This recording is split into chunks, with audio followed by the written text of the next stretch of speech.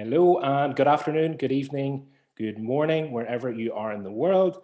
And welcome back to another episode of the Success Book Club interviews. So today we are very blessed to have with us two amazing people who are involved in this book that I have electronically here. It's called Purposeful People.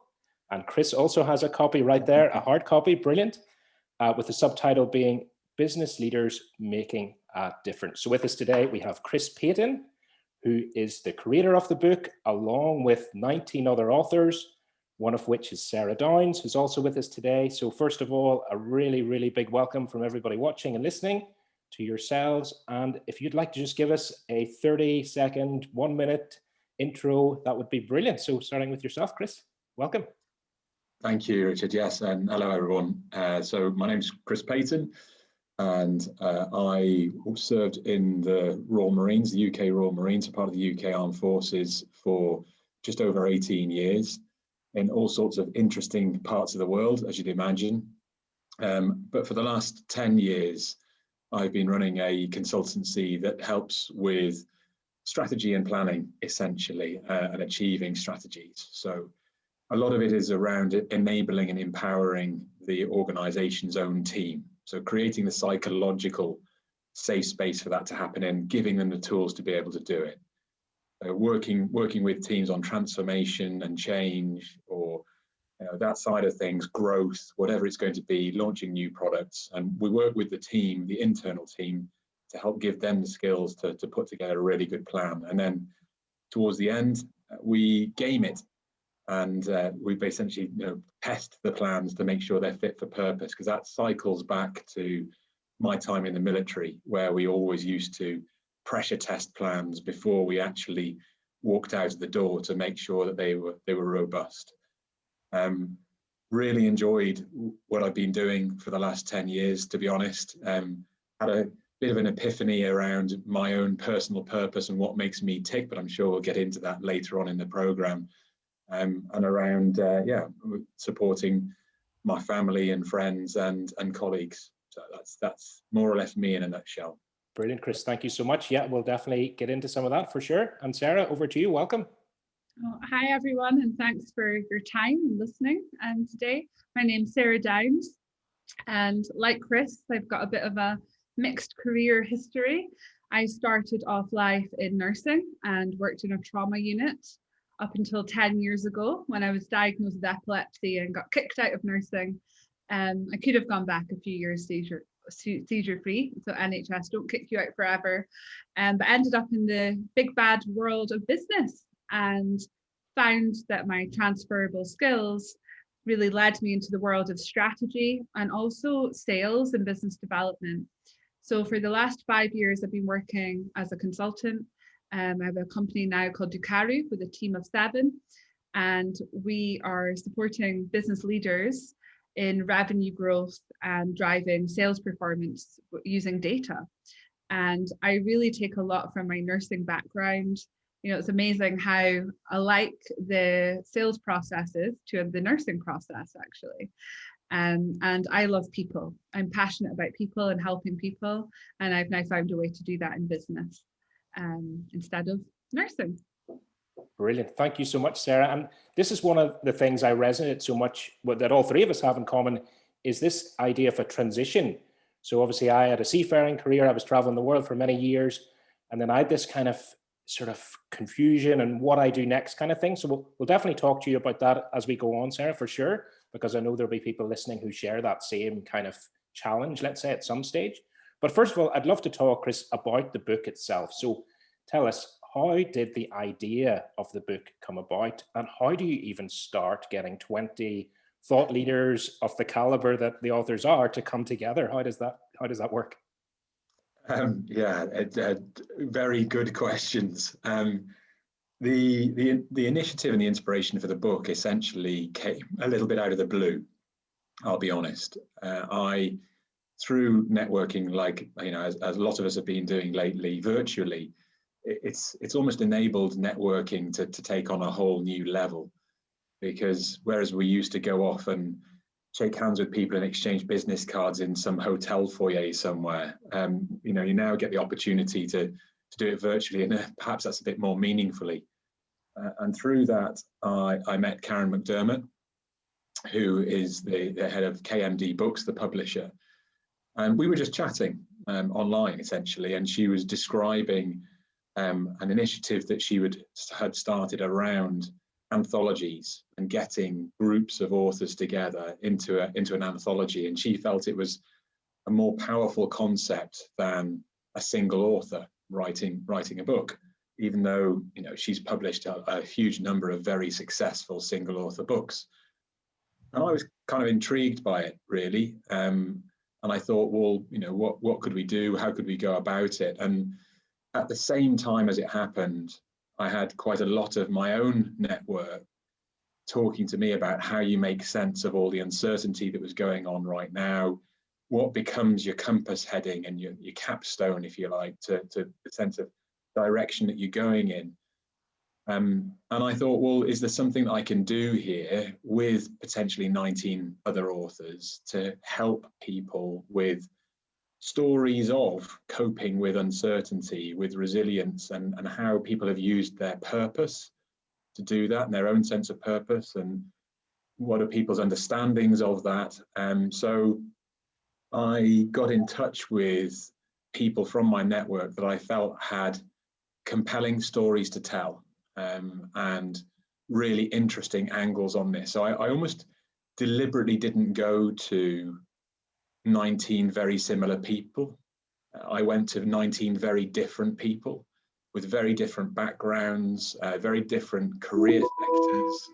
And so, you know, I deliberately tried to get that diversity coming in right from the outset of thought and of approach. And, you know, fortunately, virtually everybody that I got in touch with said yes straight away. And we went from there. Brilliant. Sounds great. And did you have Zoom meetings or individually, or like what? I was just curious of the logistics and things of it and the time scale. When did that idea kind of first come about? The idea first came about in the summer of last year. I started to approach people directly, I would say sort of September time. I think Sarah might be able to correct me, I don't know, but I think it was around about September, August time last year that I started to approach people. Initially, I approached everybody individually, directly, to explain my thinking, my idea, what we were going to try and do, the fact that the book wasn't going to be a vehicle for vanity. It was about raising money for charity.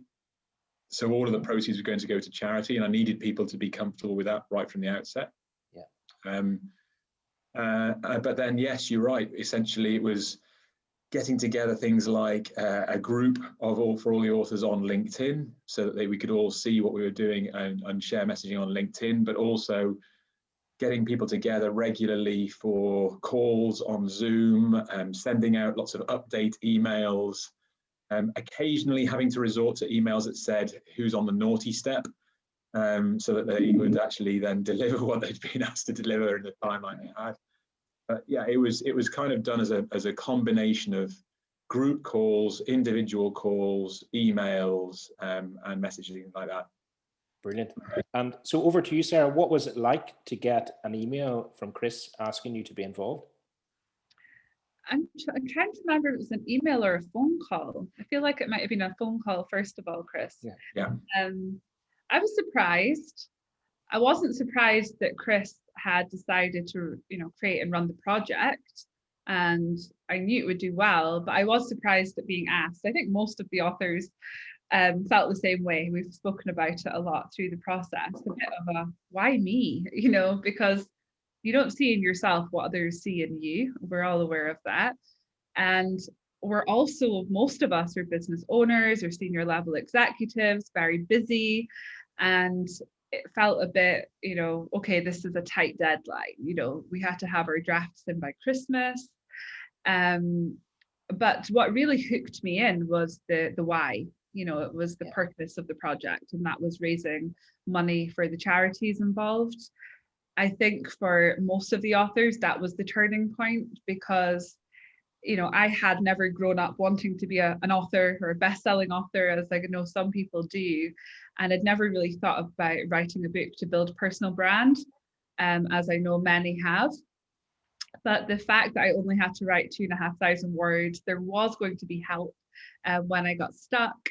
And, it was for a good cause. And you were in it with amazing people. When I started looking at the list of the other authors, I was asking the question even more so, why me? Because you'll know, Richard, from reading the stories and seeing the bios of everyone involved, it's very high caliber and amazing people doing great things that Chris has managed to pull together. Yeah. So yeah, at the start, it definitely didn't jump straight in. It took some thought, and it was a little bit scary. I'm not a writer. I get my team to proofread anything. I put out blogs and articles. I'm not a writer. Can I interrupt there? Yeah. Sorry to interrupt. I've heard you say that in other interviews before. Yeah. Okay. And my immediate thought was, you definitely are a writer. Thank you. Because, Chris mentioned about stories, and there's a story, and let's talk about your story. So there's a story in your chapter about a lady, Mary. And now I'm not afraid to admit, and I'm sure many people who've read the book have had the same thing. I was very choked up when I was reading that story. It's a very, very emotional story. So let's talk a little bit about your story and that story, Sarah, if you don't mind. Tell us a little bit about your background and how did you become involved in it? Yeah, I was choked up writing it because obviously it's my memories and quite deep rooted, as that's why they're so detailed.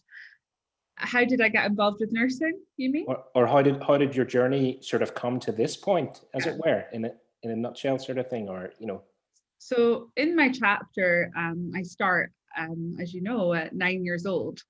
Yeah. And I was really trying to think when Chris asked me to take part on, obviously, what am I going to write about?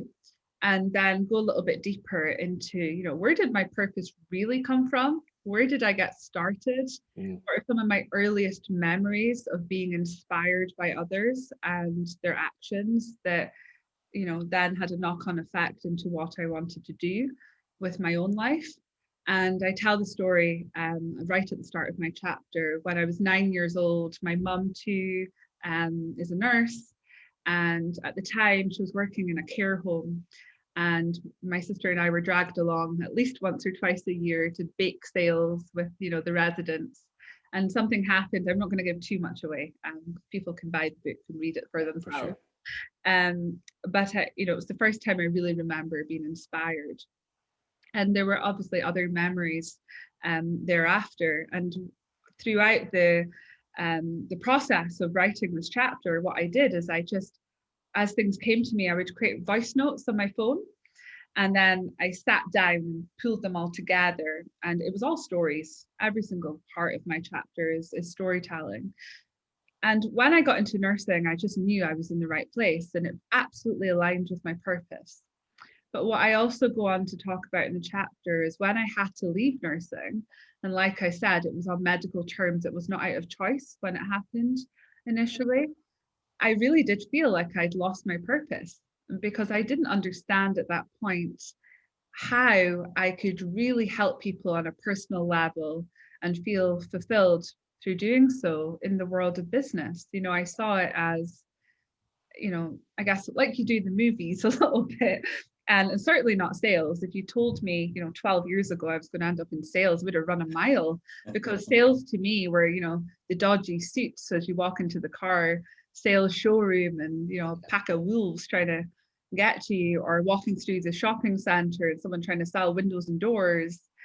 And we grow up, with our parents answering the house phone at dinner time. I don't think many people have house phones now, but they did when I was a kid. 5 o'clock sales calls. Oh, there's that bloody salesperson again. So I've gone from the most trusted profession in the world, or one of them, to the most untrusted profession in the world. And there was a big journey for me there around purpose and understanding, how I could use those transferable skills to do good in the world and to really help people. I love it. Thank you so much for sharing that. That's brilliant. And I'll definitely want to come back to some of that. And for people who are watching, how to kind of overcome some of those challenges would be great. And just for everybody watching as well and listening, your title of your chapter was The Road to Finding Your Purpose. So just a brilliant title for a chapter alone. And as you said, the stories, like I love the storytelling aspect of it. And that's why, I definitely think in terms of writing, it was brilliant, the stories. So I am technically a writer now, officially a writer. You are for sure. Amazon best-selling author, actually. Yeah, indeed. There you go. Perfect. Love it. So over to you, Chris. Your title of your chapter, like I resonate so much with this. A safe space to talk, the importance of diverse thinking. So I first came across this similar topics when I read Rebel Ideas by Matthew Said. And I was thinking that when I first read the chapter title, then I saw you referenced him in the chapter as well. So that was really interesting. So you talked about this a little bit in your intro, psychological safety. What is that and how does a leader create that? Well, that's a fairly big question to try and deal with. I mean, in essence, it's about creating an environment where people feel comfortable to contribute. And that's a pretty naff definition, I suppose, but it's the best one I can come to off the top of my head. We all work in some sort of sense of hierarchy, whether we like it or not. In any organization, doesn't matter whether you have a badge on or something on your shoulders or anything else. It didn't have to be military. In any organization, even if there is to take Sarah's point, a head of sales, then the rest of the sales team regard that head of sales in a particular way, in a hierarchical way. You can be the most open, engaging, warm, kind, effusive person you like. You are still the head of sales because it says it in your title. And sort of, if you like, really true flat organizations, there are very few of them that generally exist beyond that sort of startup level. As soon as you get to a scale up or anything beyond, you've got to have some sort of sense of structure. And the issue with that is that people will tend not to express their views for fear of either causing offense or looking stupid. Nobody wants to put their hand up and ask a stupid question. And you often get that, when you're doing workshops and speeches, people putting their hand up and saying, I know this might be a stupid question. So you have that, or just for fear of, actually, I don't want to appear to be critiquing somebody who is at a more senior level or a more important level than me. And essentially, it all comes down to, our ancestry. I mean, we've grown up, if you like, through thousands of years to want to be part of the group. In the past, if you weren't part of the group and you got kicked out of the group, you'd get eaten by a saber-toothed lion or something. So we are hardwired to not want to buck anything within the group and to remain a valued and important part of the group. And so that means that we tend to want to conform all the time. And you take this sort of hierarchical aspect that we all have within the world that we live in and work in, and then you take, if you like, the demographic issues, ethnographic issues of how we've evolved as a species, and both of those are driving you towards basically saying nothing and keeping your head down as much as you possibly can and just going with the flow. So psychological safe space is all about creating an environment within which people feel actually it is good and it's valued to say something. Because if it's got a sense of value, then people are more willing to express it, because then they're still contributing to the group, and it plays back to that point of that group safety and group value. So it's all about creating a sense of, what I say is important, what I say has meaning, what I say other people are really interested in listening to. How you go about creating it, we could go on for hours, which we don't have time right now, but a lot of it will come down to leadership behaviors, individual behaviors, the culture within the organization, changing the culture in the organization if needs be to make it more likely. But also you can use simple tricks like running games and using games and gamification as a way to stimulate contributions, because a game feels safe because it has rules and it's something we recognize from childhood. So I guess I spent more time there discussing what it actually is rather than how you create it, because how you create it could take quite a long time and a lot of discussion. Brilliant answer. Brilliant answer. I'd no doubt you would be very eloquent and brilliant at answering that. So that's great. And actually you led into something there that I was going to ask about that I'm fascinated about, and that's the gamification. So if you go into a business, say, to do that, what does that actually look like? Like, what is the, obviously games, we think of either online gaming or board games or, group activities. What does it actually look like? There's lots of different types of games. There's loads and loads of them out there, and there's great books out there as well. And seeing as this is a success book club, this is a good one for your next sort of setup. Brilliant. Gamification for business, love it. But yeah, essentially it's like a reference book with a whole bunch of different games in there that you can use in different ways to give you different outcomes. But that's almost the first point, really. I think that if you just decide to run a game and then run a game, you're going to have a bit of a disaster. You've got to be very clear, first of all, about what you're trying to achieve from the game. Are you trying to conduct a technical test of the plan to make sure that it's robust, that it can be resourced, that it doesn't have too much risk in it, things like that? You can use a game to socialize a plan with a group of individuals, people that'll be affected by it, to get them to start to explore what that might be and how it might work and how it might operate. You can use a game to potentially as a pre-sales technique to play to Sarah's point, where you could get clients in to take part in the game and suppliers to take part in the game. So you're essentially rolling out your thoughts and your ideas, and you end up co-creating a solution with your clients. So they're now even more tied into what's coming their way because they've been part of the creation of it and they like it and they've been able to shape it to what they want. So for me, there's a big thing around what are you trying to achieve from a game, and understanding that and defining that before you're going in, setting out the scope if you want. Then there's a part around the development and the preparation. Something that I'll be very happy to admit we got wrong when I first set up Quirk Solutions and we started to do these for companies. We went along presuming that everybody would be prepared, and you had people walking into the room going, what meeting is this? Where are we meant to be? I've got another one at 2 o'clock. What's going on? And it was just, you ended up with a bit of a car crash, to be honest. So making sure that people that are coming into the room know what it is they're coming in to do. What is the topic that you're looking at? It's, the launch of our new product X. Okay, so I understand before I even come into the room that that's what we're looking at. I've had a little bit of information around what product X is and what it's meant to achieve and why. So I'm starting to think about that now. You also give them basically the behaviors that you're looking for on the day. So you start to build that psychological safe space before you even get into the room. You start to build that sense of you're going to be looked after, you're going to be cared for, and this is what we want from you as a contributor on the day, as a participant, is to participate.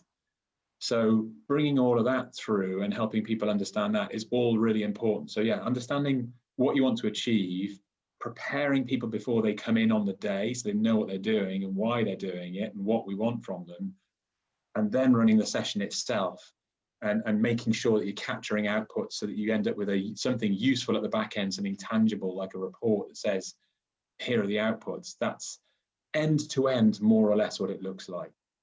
Brilliant. That's great. And the very brilliant thing about that was you answered a lot of the previous question as well around, setting up that psychological safety for those kind of workshops. So for me, what I reflect on there is in my own journey, whenever I worked on board, we'd obviously run fire drills and things like that. And we would try and make those as interesting as possible, i.e. it's not a game having a fire, obviously, or, a sinking situation.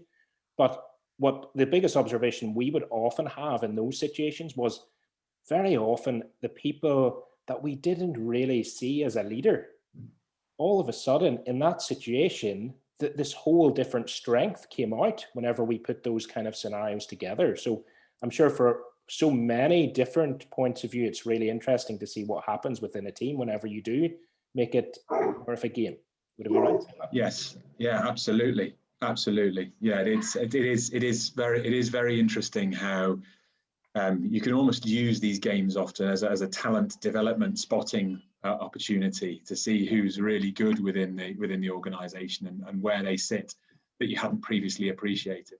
Yeah, sure. So before we go back to purpose, I just want to obviously touch on the other authors. I'm very reluctant to pick, a favorite chapter or anything in particular. There's a few insights that I had. One is I was really intrigued by the health aspect. Someone like myself, I've had a few health niggles over the years as well, and I became really, really aware of how my health affected leadership when I was in a leadership role. So that was really interesting. And then obviously the other thing, I will mention a chapter and I will mention an author because it's so close to my career, and that's Keith Holt. And his chapter is actually called "You Are the Captain of Your Ship." And he uses this whole kind of nautical metaphor for businesses, which I thought was absolutely fantastic, because I've often thought of that, crossing an ocean. I've used that metaphor many times myself for challenges of going from A to B across an ocean. So I just wanted to mention that. But also, I just wanted to ask you, maybe either of you really, whoever wants to chime in to coin a new Clubhouse phrase about the other authors. I mean, could you just give us a flavor of what sort of people there are involved with the book? Yeah, I can see Sarah looking at me, wanting me to kick off first. So. You know everyone better than I, but what I would add is it's been an absolute privilege and honor to be involved in such an amazing group of people, and how Chris managed to pool these 20 individuals. One, he's very fortunate to have everyone in his network in the first place, but they also were all completely bought into his vision, and we're on that journey, crossing that ocean with him. And Chris obviously knows the authors better than I individually. Yeah, I mean, I wouldn't want to necessarily pick out anybody, and I don't think that necessarily everybody listening in to this session wants to hear all 19 names, run through it. But there are interesting angles from people who are in finance and then in that finance industry. So as you mentioned, Keith was in that sort of financial world and the investment world. Investment capital. So, very interesting sort of perspective for him to take a different angle on that nautical angle, like you were saying. Tammy McPherson, who is also in and around that financial sector, that financial world, but she was the author that you'd spoke about, Richard, who started talking about health and the benefit of sleep and making sure that you get enough sleep. We've got people who are entrepreneurs that have built businesses from absolutely nothing, and then came to the end of that and thought, is this really me? Jamie Watkins, essentially hugely successful, created a fantastic brand and sold it, and then sat there and thought, this doesn't really feel like me anymore. So he's then talking about the benefits of meditation and of mindfulness and that side of things. So I think it's what's interesting for me is not just that we've got people who are in technology or in training or in education, like Andrew Powell is, now, and Kanishka Misal, or people who are heavily into innovation, like Dagmar or Philip Oliver. It's the fact that they come up with something that's important to them and their own personal chapter that often is not really related to who they are right now. That's the thing for me that came out as something really intriguing and interesting. That for some of them, it's the area that they work in. I shamelessly wrote about the area that I work in because I love it. But for others, they were writing about things that were completely separate from the area that they work in because that is their purpose. That's what they believe in. That's what they love. And I think that's what then comes across in the writing. It's if you reading like Jan Rutherford's, pieces around the critical components of a team, and teams under pressure, or, Kate Philp talking about leadership by little things, and how if you want to lead well, you understand all of the little, background bits to the people that you're working with, not just being in charge. They're all different facets that I found, just really intriguing and challenging. Brilliant. Love it. Thank you. And I remember when we spoke before, I said, I know the name Kate Marshall from somewhere. And then I realized then she's from here. That's how I've heard of her before, kind of from the grapevine, you know. And whenever I delved into her bio a little bit more, I was like, that's who she is. And we do have mutual contacts and things. So yeah, really, as you say, and as Sarah said, what a caliber of people, like absolutely phenomenal. And as Sarah, as you said as well before, for me, it's the stories, you know, it's the stories interwoven into the wisdom that I think people will really resonate a lot with. So really, really brilliant stuff. I couldn't recommend the book high enough. So let's go back a little bit, Sarah, to purpose. So a little reflection for you, and let's sort of talk about this. The other day, I was listening to the radio. I was listening to Radio 2, I think it was. Probably showing my age there, but anyway. And Rag and Bone Man was on. The amazing, amazing singer. I mean, he's got a phenomenal voice. And he was doing an interview, and then they played, he's got a track out with the BBC Symphony Orchestra, I believe it is. And two things came to mind for me when I think of purpose, and I think of people who are looking for purpose.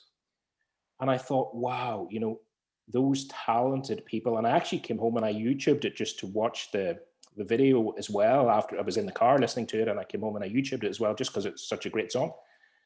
And I was seeing these amazing orchestral musicians playing, and him with this unbelievable voice. And I thought, you know, quite often, you know, what would we say to somebody who looks at something like that and thinks, you know, it's all very well for people with talent, but I've got no talent. You know, what I do, I've got to stay in this mundane job because, yeah, I've no talent. I've nothing really to offer the world. And how would I find my purpose? It's okay for those people on the big stage who've obviously have a natural talent, but what would we say to those people?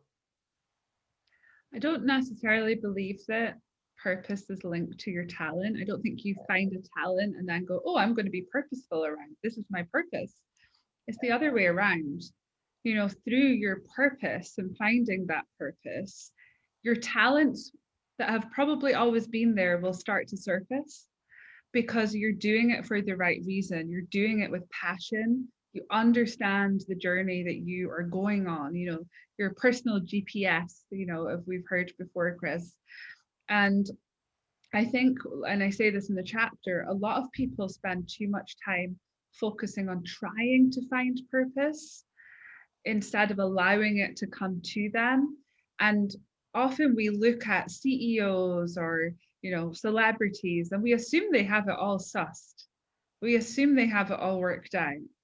But the more of these individuals that come into your network and into your, you know, circle of friends, etc., you realize that they don't. You know, they're no different to everyone else. And I was very fortunate at a very young age to have nursed a lot of these people and understand that because someone's a CEO or a famous footballer or a TV celebrity, that they should not be put on a pedestal as a human being because of that.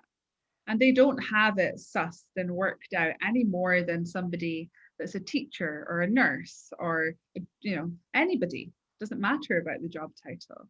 So I think we make a lot of assumptions when we see people in the spotlight, whether that be in the media or in movies, when actually it's not to do with age, it's not to do with you know, gender, it's not to do with where we're born, nothing.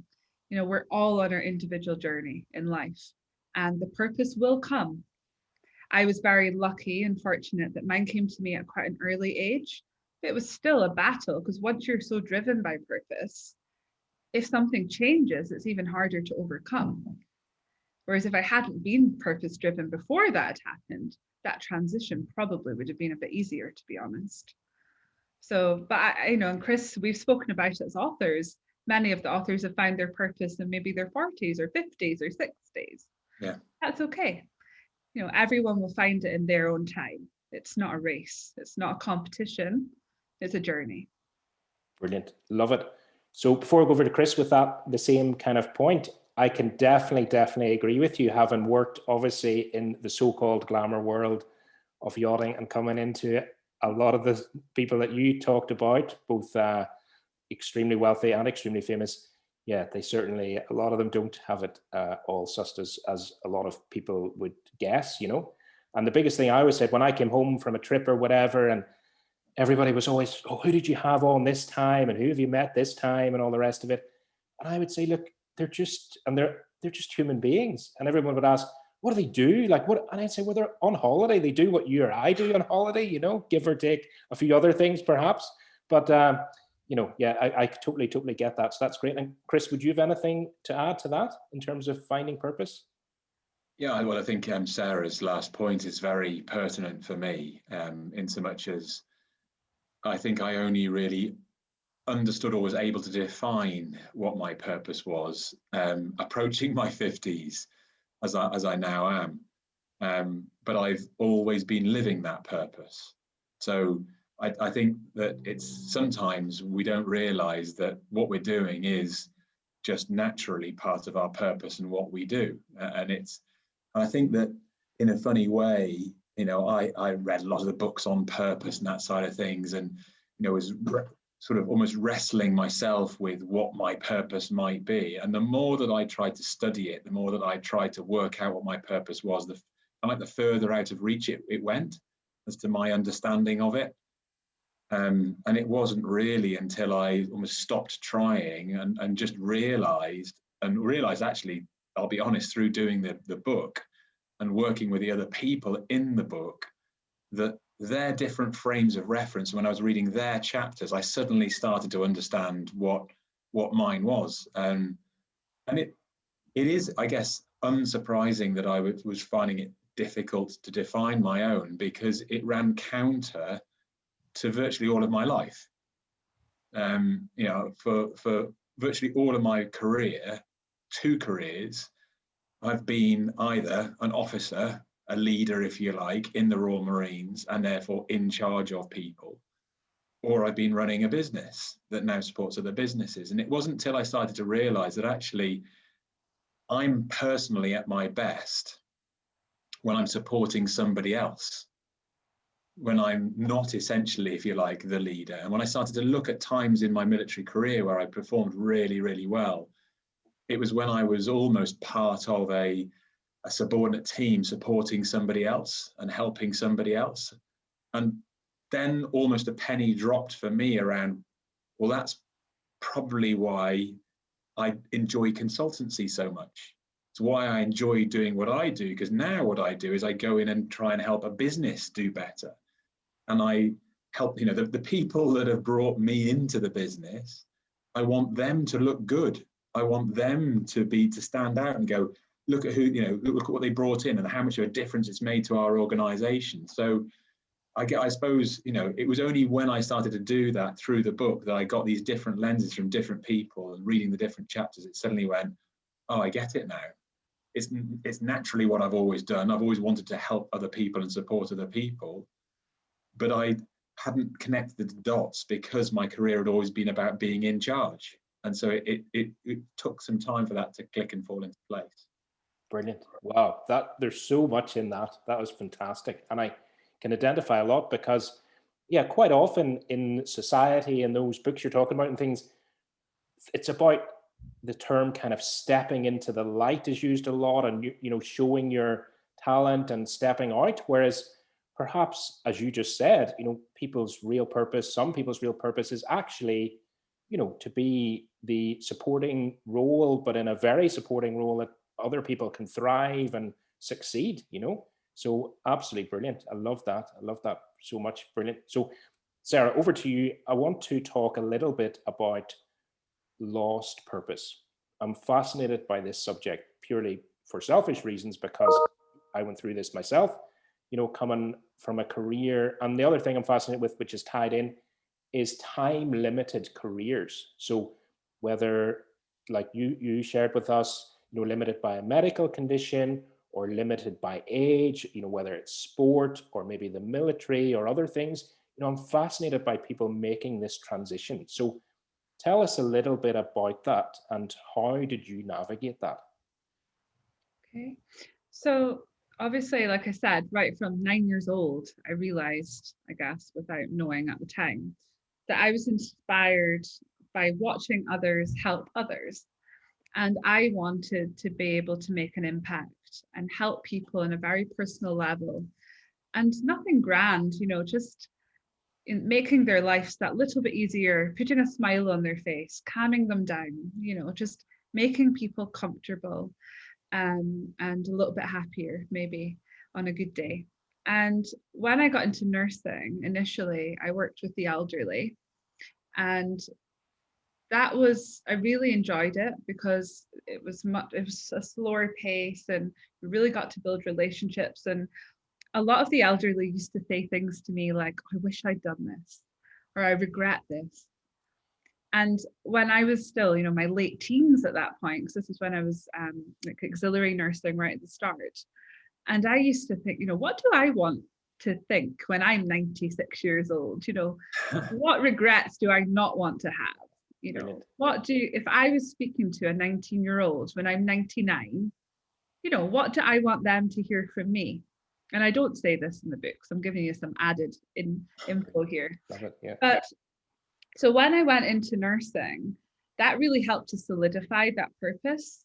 And I wanted a purposeful life. I wanted people to say that I'd made a difference. And again, it didn't need to be anything amazing and in the spotlight, but just make people's lives that little bit better, marginal improvements here and there. So nursing was perfect.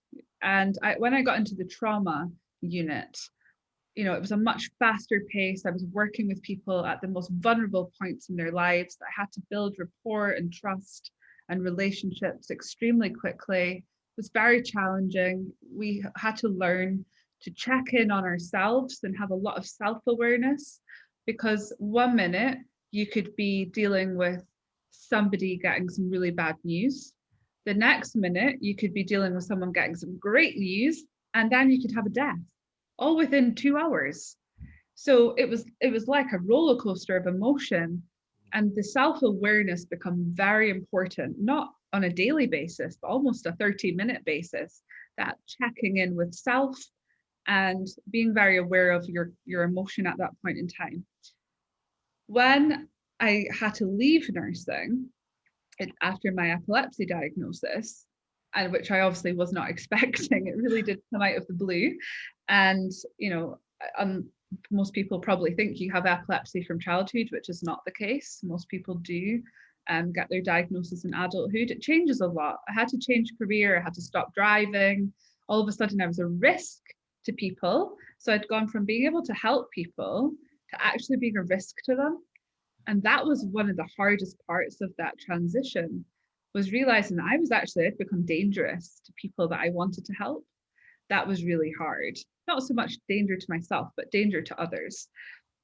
Obviously, when you first come out into the world of business, and people that are ex-military or anyone that's changed career will have had those conversations with recruiters where they say, I don't know what to do with you. You're a nurse, or you're a soldier, or, I don't know what to do with you. I'm stuck. You don't tick the right boxes. You don't fit into this little box over here. And I got nowhere with recruiters. The company that ended up hiring me and giving me a chance, and the director saw my transferable skills, was really in the interview that typical question of, if name a challenging time and how did you deal with that in the workplace? To which I didn't really know how to answer that, because the last 5 years had been a life or death on a daily basis situation. And to me, anything that happened in a business, in an office, was trivial. I was like, how can people be this stressed over paperwork? I didn't understand. The hardest part of that transition is starting to realize that other people do not have your experience, and therefore they don't have your mindset. So I was very impatient with people at the start. I would be, not very sensitive to the fact that they were stressing over a pile of paperwork, because to me, I didn't understand it. So that took some time. And also at the same time, I felt like I'd lost my purpose. What am I doing here? This is boring. I'm not challenged. I'm not helping anyone, just not in a great place mentally at all. But thankfully, the director I was working with recognized transferable skills and started building awareness within me of what those were. And then when I started to be able to help the business, which in turn helped people, and then get more involved with the clients, which was more helping individuals on a personal level, I started to feel that again. And consultancy helped even more, because I'm now dealing with, managing directors, CEOs, the people that are in the very lonely place in business. They need help too. They need support too, but they don't get it very often. And we can make a huge difference when you take a owner managed business, managing director, from a place of resenting his company to loving it again. How much that's going to affect his personal life, not just the bank balance of the business. And that's what I love about consultancy now. Brilliant. That helps. Thank you so much. People are going to get so much from that. So there's two words that kind of spring to mind here. And one is patience, because that just certainly didn't happen overnight, that, the transition of you finding your purpose again. And the other thing is curiosity, to not really rule anything out, to be curious about different things. And I saw Chris nodding as well, like I'm sure all of us who've gone through the transition of that sort of thing can identify with kind of banging your head against a brick wall. And I know for seafarers, again, this is a big thing, because effectively running a team in the middle of the ocean, there's nothing like that, in terms of keeping a team together. I mean, you can't go home at 5 o'clock, you have to keep the team all together. And it is, as Keith said in his chapter, it's a bit like running a business. But I can so identify with sitting down with a person and then like, oh, so you were, drinking gin and tonics on the aft deck of a yacht in the Caribbean for 15 years, And I'm like, no, I was leading a team and crossing oceans, But so I so identify with that. Brilliant stuff. And so I'm conscious of your time a little bit. I want to just touch on, what's next? What's next for you both? Chris, what's on your kind of, has there been any new ideas come about? What sort of projects or what exciting things do you have ongoing at the minute?